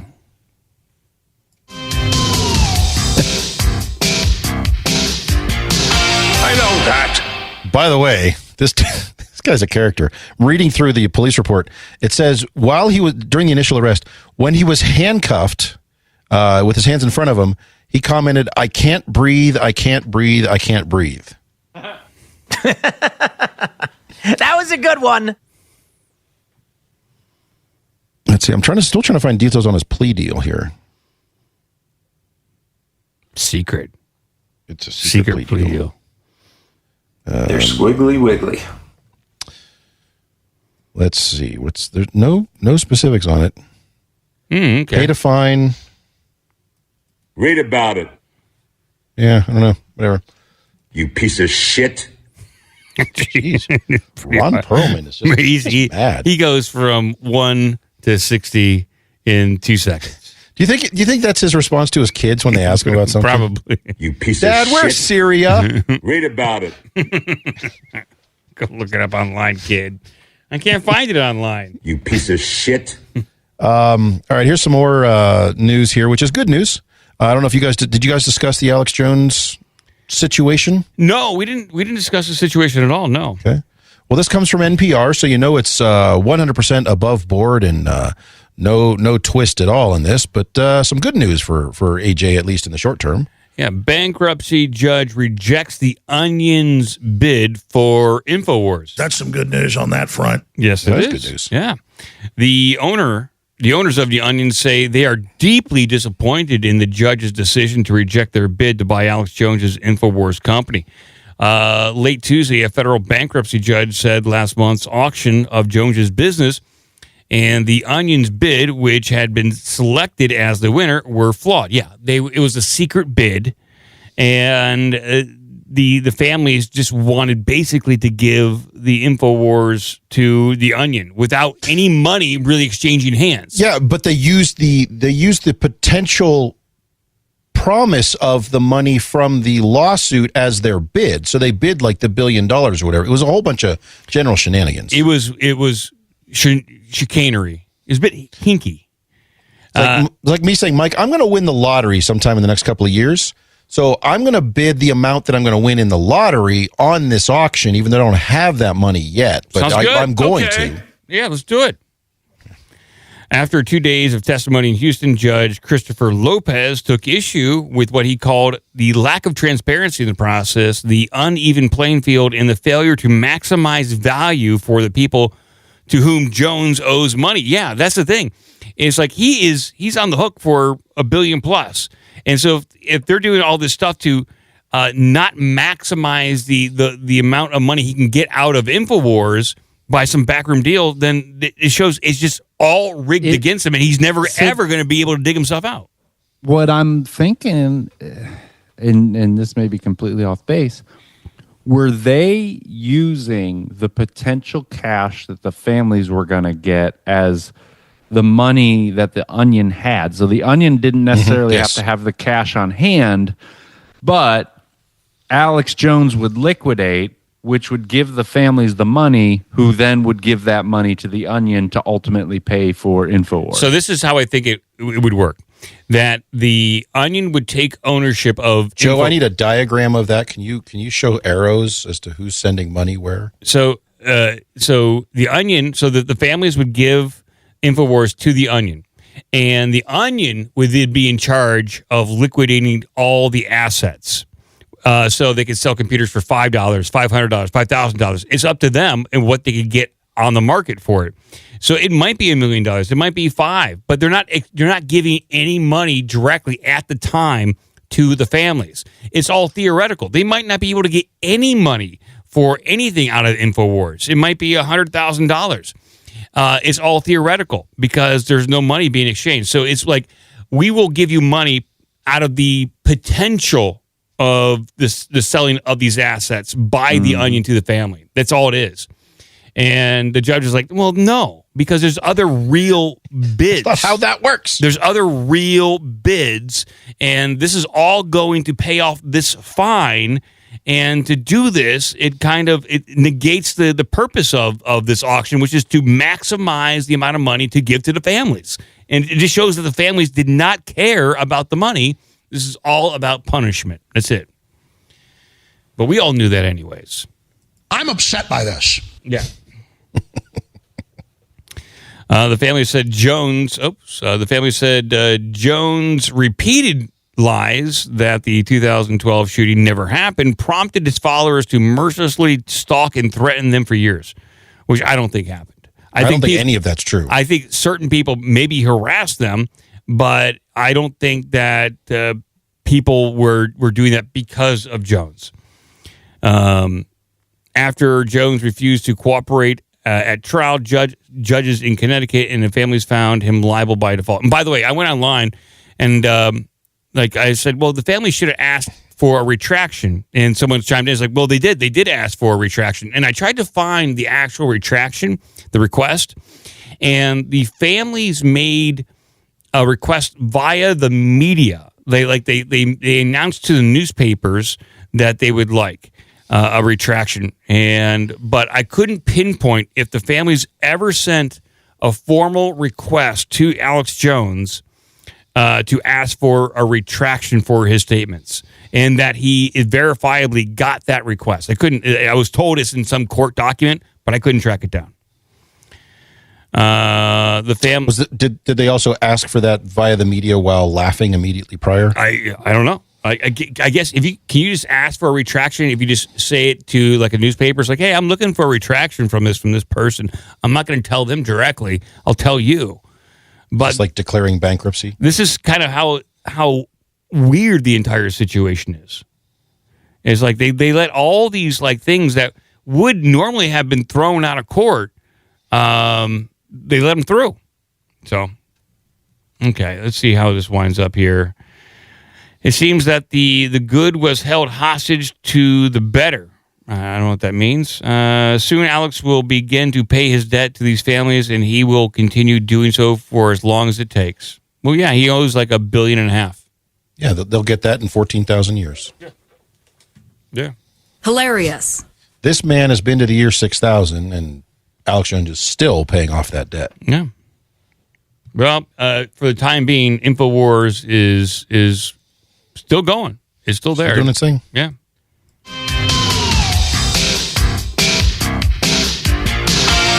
I cannot take it. All right. We like lists. Lists are fun. Yeah, they are. Here's a listicle. A lot of questions as to what the Department of Doge or the Doge Agency or whatever the hell it's going to be called, what Elon and Vivek are going to be up to. Well, here's a list of the type of nonsense you could get rid of pretty easily, and there would be nothing of value lost. Okay, we got a list here. 10 outrageous taxpayer-funded higher education research projects Doge can investigate. Hello. Yes, we are going to find out right now. So, number one on the list is gambling for pigeons. Yes, the National Institute of Health granted $500,000 to research at Reed College in Portland to create a token-based economy where pigeons are taught to gamble with slot machines. All right. Let's do it. I kind of like this. For $500,000, it seems like a bargain deal here to see how productive these pigeons are. How productive, or how much money they could make for you. You could take them over to the Indian casino and let them just gamble away, right? Well, the study gave pigeons tokens that they can earn, accumulate, spend, and gamble on slot machines. So there you go. They're doing it. This sounds like a great use of government money. Yeah. I love it. Number two, Alex is all on board. He loves the pigeons that gamble. Number two, this might be even a little better. Chimps throwing feces. Yes, the U.S. National Institute of Health spent almost $600,000 at Emory University in Atlanta to explore why chimpanzees throw feces. They also tacked on another $100 because they can. Because you just do it sometimes. I have to do it. Sometimes the urge overtakes you. You just do it. They also put another $117,000. That was also necessary to conclude that most chimps are right-handed. So they wanted to, when you throw shit, what is your dominant shit-throwing hand? Our chimps are more accurate throwing left hand or right hand. Pretty good, huh? Money's well spent. We can use that to fight the Russians. Oh, we could. Drunken. So come over here, Russia. We got chimps. And they know how to throw. They're righties, too. Righties. You better watch out. Number three, drunken finches. The National Institute of Health gave $5 million. Why is this all from the National Institutes of Health? Oh, we're just fucking with animals here. That's what I'm getting out of this. We are getting drunk animals. We're getting gambling addicted pigeons and chimps that are throwing shit. But we right here we got drunk finches. The Oregon Health and Science University to study if finches slur their songs when alcohol was in their system. Tweet, tweet, tweet, tweet. Yes, this is all very valuable information. Number four is bees on cocaine. Hey, there we go. The National Institute of Health funded over $240,000 to study the impact of cocaine on honeybees in the University of Illinois. Let's do it. You know, whenever these things come up, I'm like, we know that, bring up the roads example. It's really like some politician's brother-in-law does paving. And so if it costs $20,000 to pave something, they charge $500,000. And then, you know, it's all a bunch of kickbacks. That's what this seems like to me. It's like, we're going to give a bunch of cocaine to monkeys and, whatever. There's no cocaine. Maybe there's cocaine, but they do it. Yeah. There's no monkeys. The monkeys don't even get a little. Monkeys. They're not even getting key bumps. They're not even getting key bumps. It's like they can just say we gave a bunch of birds booze to see if they slur their words when they drink. And none of that could have ever happened. They just gave a bunch of money to people. Well, and also, Joe, the first thing you have to do if they give you $500,000 is all right, first thing we need to do, I need to hire some people. Then I need to build out my lab. Then I need all this new equipment. Yeah. Then it's this long. You're right. It's a long boondoggle. And at the end of the day, hey, did those birds get drunk? They're like inconclusive. We did, right? And what do you ultimately get for it? It's so crazy. And go back to the Daniel Penny thing. Like, you're forced to pay taxes for the police to do this, and then no, they don't do it. And when they do arrest this guy, he gets put out of jail because George Soros paid a bunch of people to do it. So the guy who does figure out the problem, he's not taking tax money at all, but he gets sent to jail. Like, he has to pay. What is going on right now? It's crazy. Oh, by the way, we're going to send a bunch of this over to Ukraine, and we're going to get a bunch of animals drunk. Well, what? Maybe number 5 will change your mind on this. Shrimp on treadmills. Yes, the National Science Foundation funded $1.3 million to make shrimp run on tiny treadmills at the College of Charleston in South Carolina. Okay, buddy. Oh, my God. Bullshit. Number 6 was a $500,000 study to... Wait. Do you think that they built tiny little treadmills? Yes. Or did they take a full-size treadmill and throw it in the pool? No, they had to build tiny treadmills. That's where, some of that money went. I mean, this is the kind of shit where it could pay for itself. If you put it on Instagram or TikTok, you might be able to monetize that shit. You don't even need tax money for that. People would watch. Yeah, that'd be cute. I would watch a live stream of shrimps running. Yeah, on treadmills. Where's the Shrimp Olympics when we need it? The Shrimp Olympics. The Shrimp Olympics. There's a $500,000 study to see if selfies make you happy. So, University of California. Yes. They researched, got federal funding to see if selfies make people happy. The 4-week study found taking selfies boosted participants' mood. Yeah. Then we have the secret language of French butchers. Yes, we spent $30,000 on that. Then we also spent money on bee sting pain, which this might not be bad. So the National Foundation had $1 million to research. To rank how much it hurt to be stung by honeybees on different parts of the body. You think it's okay? Did they release bees to see if they'd sting people, or did they take the stingers off of bees and they ran around poking people in the park, in the city park? Did they ask for volunteers, or did they just did they hire one guy and we're going to sting you so many times? Hey, Dave, stand over here. Why? Ow! Fuck! Oh, no, not the bees! Not the bees! Ah! Yeah. So, I guess they got Nick Cage to do that. They turned that in. Yeah. This is our study right here. Then we also have sexy goldfish. Yes. Hey, there we go.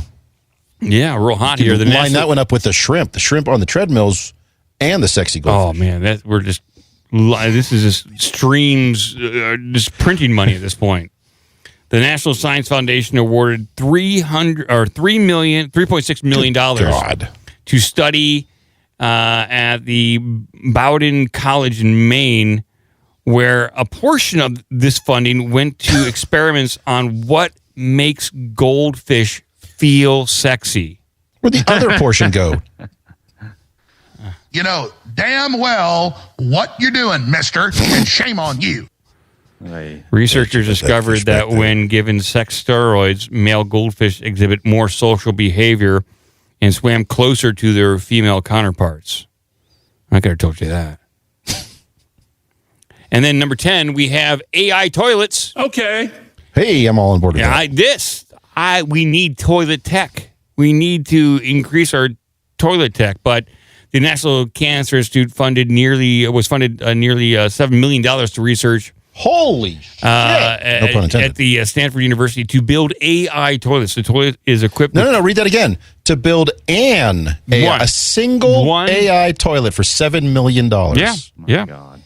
The toilet is equipped with a camera that scans the user's waist and a unique anal print.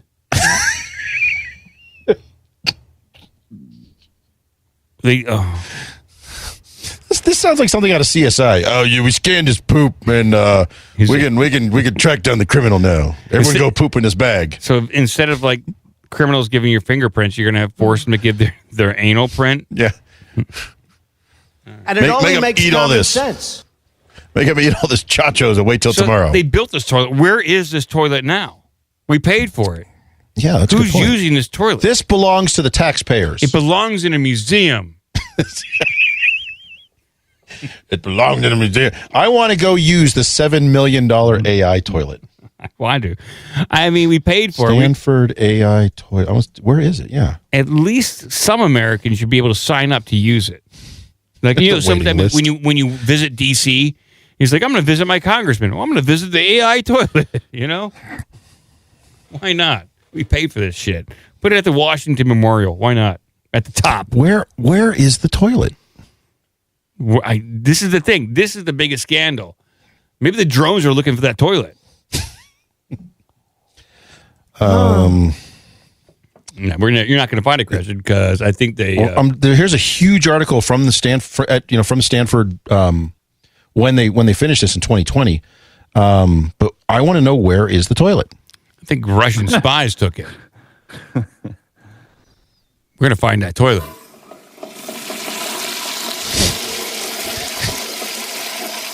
You want to get us another story ready, Gretchen? Or this entire article.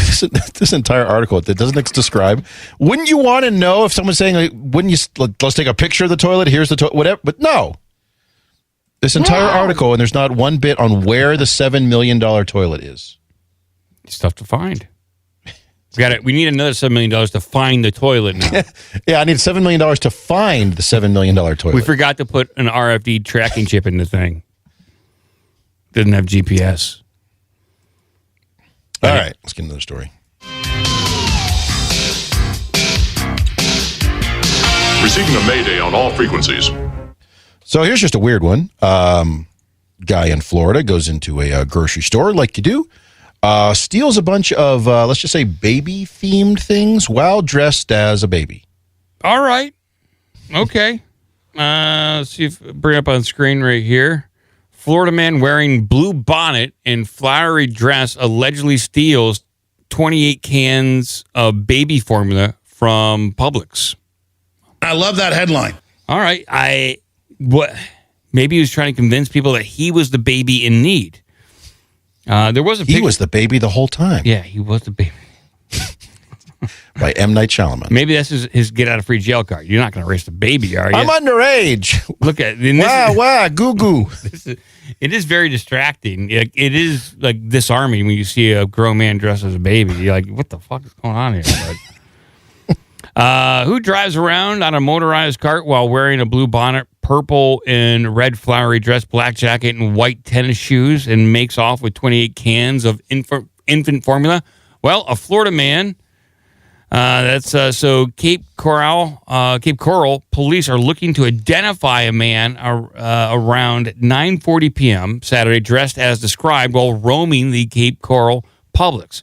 They said the man resembles a suspect from similar crimes in North Fort Myers and Naples. So we have a habitual. This is a serial baby thief. Burglar. He's a baby burglar.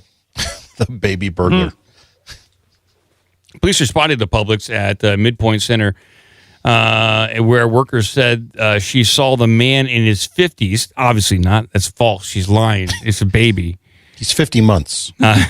And the complaint claimed that the man took 28 cans of baby formula and concealed them under his dress and left the store without paying. Their value was in excess of $450. Holy shit. That's the real crime. Wow. For information on the identity of the suspect, you can call all these people right here. Wow. Okay. I didn't know. Like, I know people steal Tide. They like steal like those high dollar items. I didn't realize baby formula was that high dollar. I don't got a baby. Case closed. Well, if you do need some baby formula, you contact this guy. He puts on his disguise and just cruises through your local grocery store. I wonder if the baby formula was actually for him. You know, like he's got some sort of mental disorder. Maybe he has 28 kids. Baby food is actually pretty good if you haven't had it in a while. I had a kick. Probably about 10 years ago, I was like, I'm going to go for some of this baby food. Like, did you put on your baby bonnet? Did you get on the little cart and drive around? I kind of wish I had, though. You got to go all in, Joe. Next time Stan comes to town, I'll have him feed me. Yeah, let's go. Stan, help me run some errands. Put this hat on. We're going to dress up like babies and go to lunch. Let me show you how I get free groceries. This is how we shop down in Texas. It's just there's not enough salt in the baby food. If you get the savory flavors, you got to add salt. What? So do you put it in with like your coffee, or do you just eat it straight? Just spoon it out. Just okay. Easy to digest. Wow. Very pure. Wow. Very pure. Wow. Jesus. Fuck, I'm gonna eat. Goddamn. The ingredients are super simple. There's like 3 things in there. I guess you're right. It is pretty straightforward stuff. But okay. All right, Cratchit. Let's do. I think we got time for one more. Here we go.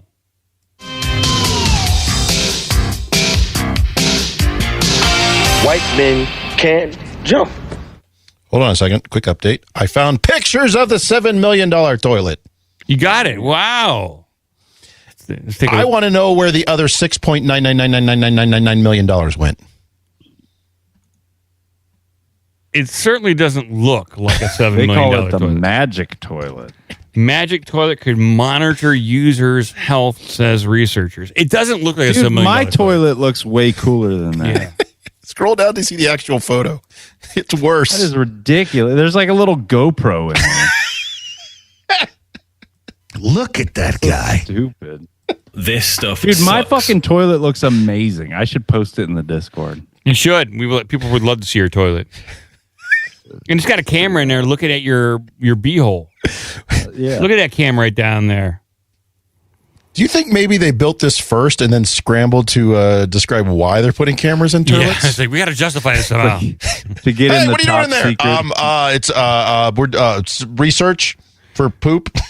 This is all those stories we read where these guys would throw themselves in the bottom of porta potties to look at women, and they would do this exact same thing. They should have said they were AI trying to, research the health of people. But this is ridiculous. It's $7 million. I'm going to try this at work. I'm going to put a sign on the door that says research underway. Just put cameras in the toilets. Oh, okay. I like the idea of that. Like, if you were going to launch a nuke or something, you'd have to have 2 people with their own anal prints over 2 separate toilets. As you turn your key, the president trying to squeeze one out to get it to match. Yeah. Turn your You need key. the president and the leader of the House of Representatives. Sir, I need your anal print so you can get Sir, I need these you to launched. shit on this sensor right now. Jesus. What is that? No match. Damn it! I took my pants off for this. Can't even launch. So this is the worst Iron Dome ever. $7 million, boys. $7 million. You're not getting that money back. No. It does say 21 participants have tested the toilet. I bet you could put all the shrimp in there, though. I bet you could stuff all the shrimp in there and The shrimp on the then treadmills in the toilet. pile all the chimpanzee feces in the toilet. It would all work. Oh, my God. All right, one last quick one, Cratchit. Come on. We got to do it.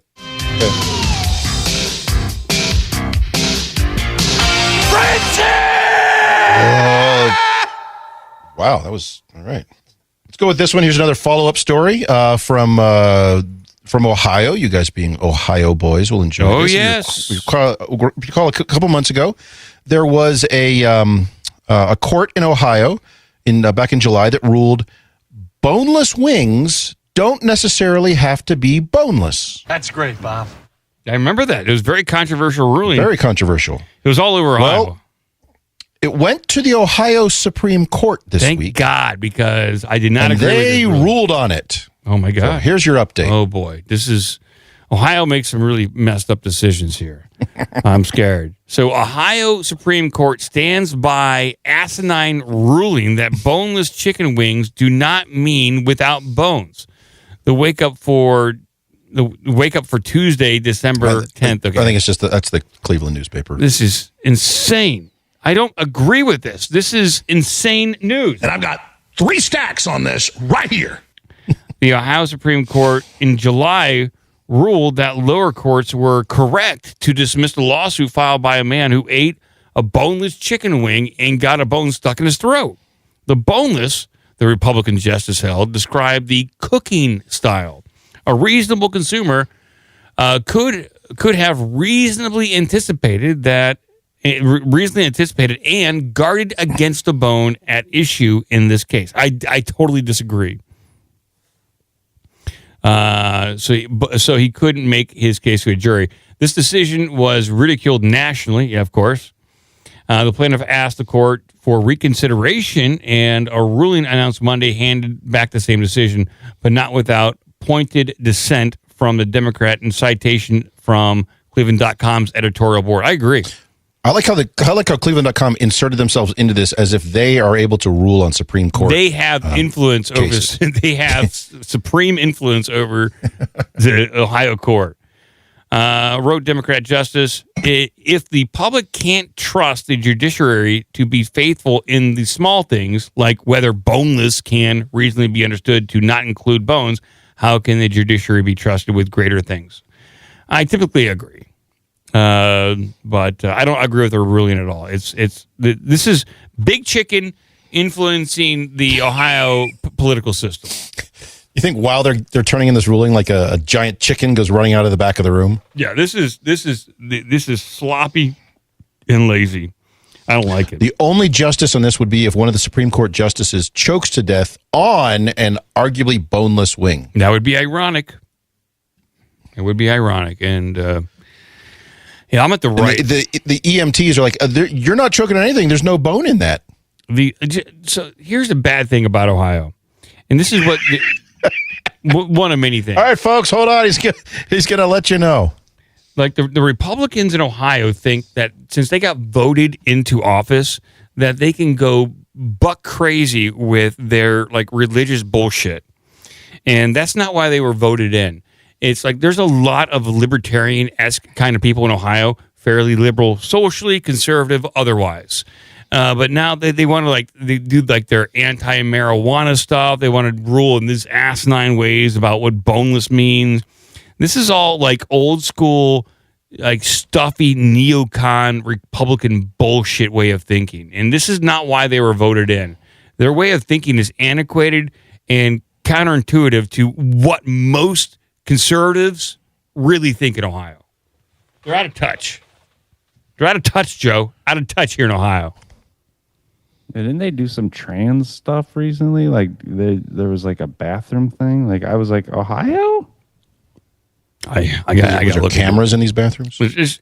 There's so much they bullshit. They did like a gender. You can only use bathrooms that align with your gender assigned at birth or something. And I was like, Ohio is way too liberal for that kind of shit. But it sounds like what you're saying, Mike, where like, you've got this hyper religious zealotry going on in the right wing. When it's like Ohio is like teetering on blue. It's purple. But yeah, that's the aspect of the Republican Party here I do not like, is like when they just go too far. But we'll talk about that next time on Our Big Dumb Mouth.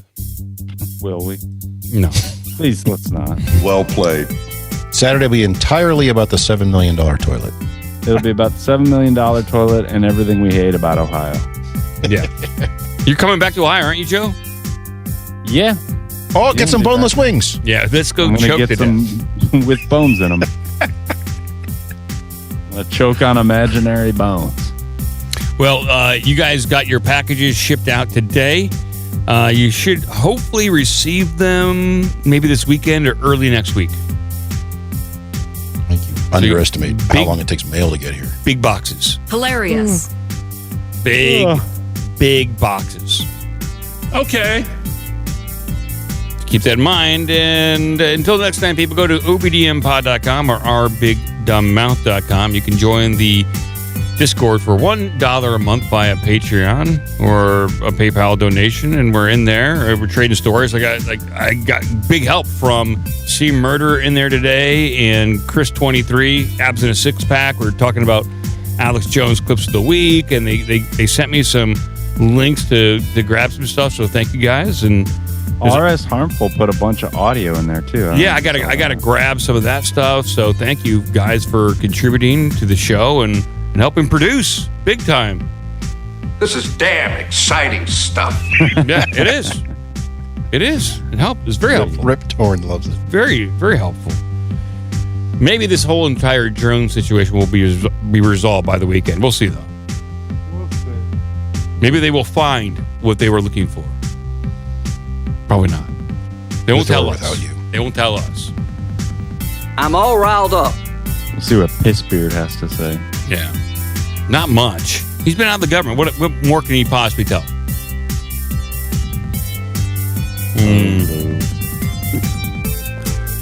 Oh, it's all happening, people. Jingle bingle to everyone out there. Jingle bingle. Jingle bingle, people. Jingle the bingle. 'Tis the season. Yeah. Jingle bingle. I got... Where's all your jingle bingle clips? Jingle bingle, motherfuckers. There's Mike. Jingle bingle. I don't know what a jingle bingle is. A hearty jingle bingle to Midnight Mike. Yeah, thank you. I can't remember who sent that in. Thank you, Joe. Thank you, Gretchen. Shablagoo, everyone. That's a good bye. Keep watching the skis. There's drones up there. Hey there, diaper boys and girls. It's K-Dog here wishing you a happy holiday. Jingle through that boner and piss through that bingle. Merry shitmas, everybody. In a world where jingles usually jingle.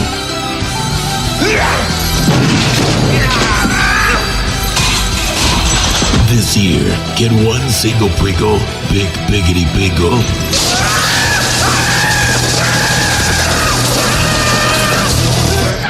Jingle Bingle in select theaters this Christmas.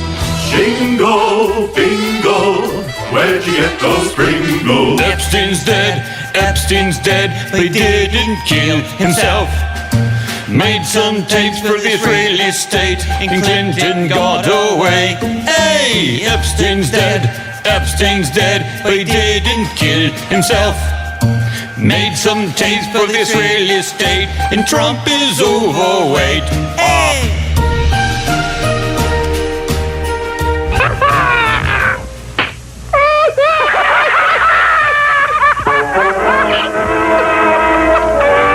That's about all. Shablagoo. Sit, Ubu, sit. Good dog.